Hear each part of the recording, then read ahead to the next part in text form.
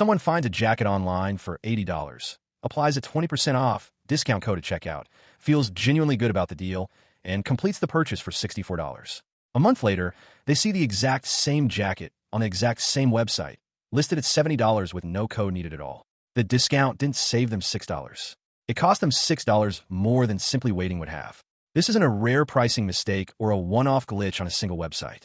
It's a documented, deliberate pattern used across a huge share of online retail, and once you understand the mechanism behind it, the entire experience of hunting for discount codes before checking out starts to look very different.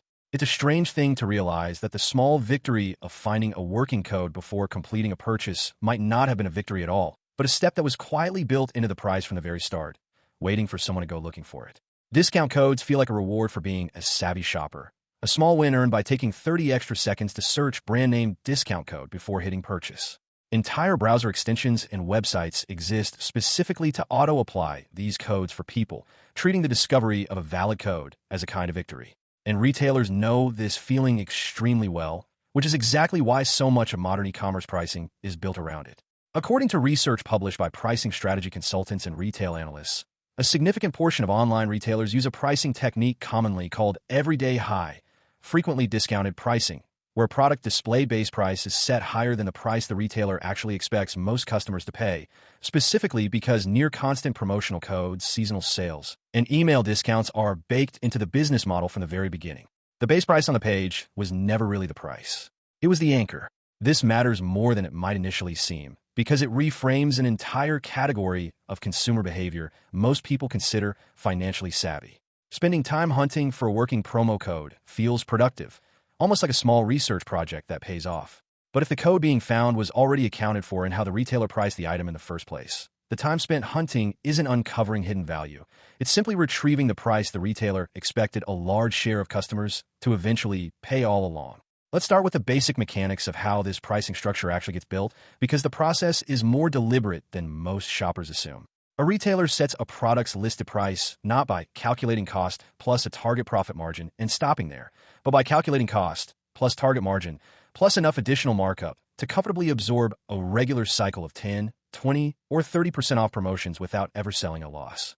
The technical process looks like this. The retailer determines the price they actually need to receive on average to hit their margin targets, then works backward to set a higher list price specifically designed to make a common, expected discount land close to that real target price. A code offering 20% off isn't a spontaneous gift pulled from company profits. It's frequently the mathematically pre-planned mechanism through which the real price gets delivered to a majority of customers, dressed up as an exclusive feeling reward for the ones clever enough to go looking for it.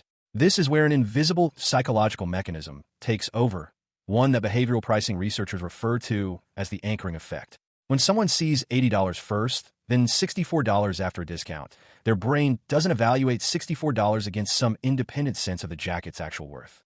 It evaluates $64 against the $80 anchor that was shown moments earlier, and the $16 difference gets processed as a genuine win, a piece of value captured through effort and cleverness.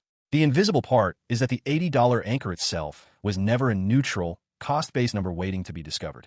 It was reverse-engineered specifically to make $64 feel like a discovery rather than simply the price. The brain satisfaction response fires based on the size of the perceived gap, not on any external, independent verification that $64 actually represents good value for that specific jacket in that specific market. There's a related invisible mechanism tied to the emotional experience of finding a code versus simply being shown a price.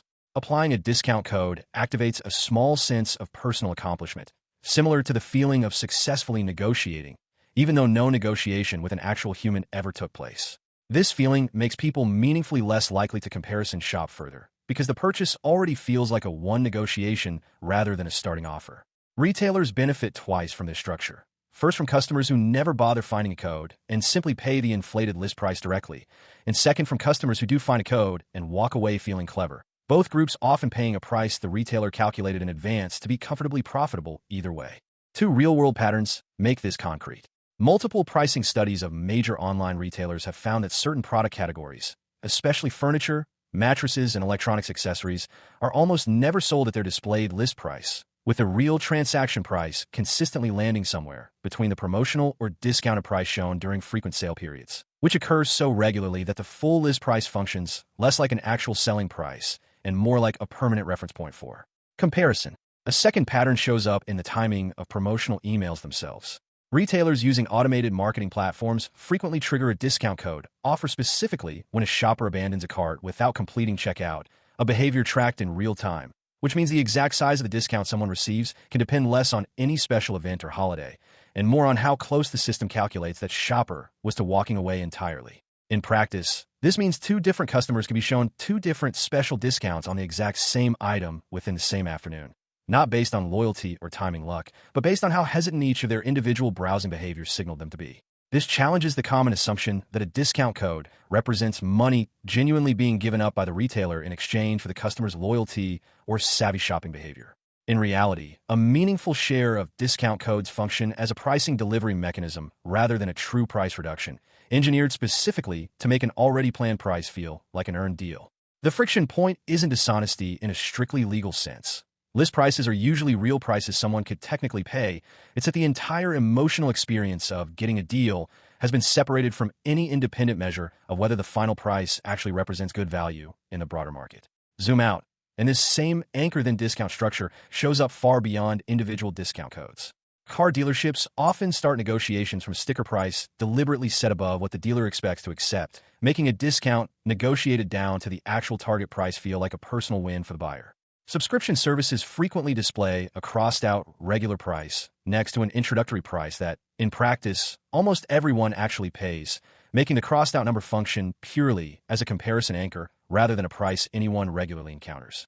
In every one of these cases, the anchor exists to shape the feeling of the final number, not to represent a real price point the seller ever expected the majority of buyers to pay in full. This same structure even shows up in areas that feel completely unrelated to shopping, like salary negotiations that open with a deliberately low first offer specifically to make a modest counteroffer feel like a hard-won victory, or event ticketing platforms that show an original price alongside a member price that almost every buyer ends up paying regardless of any actual membership.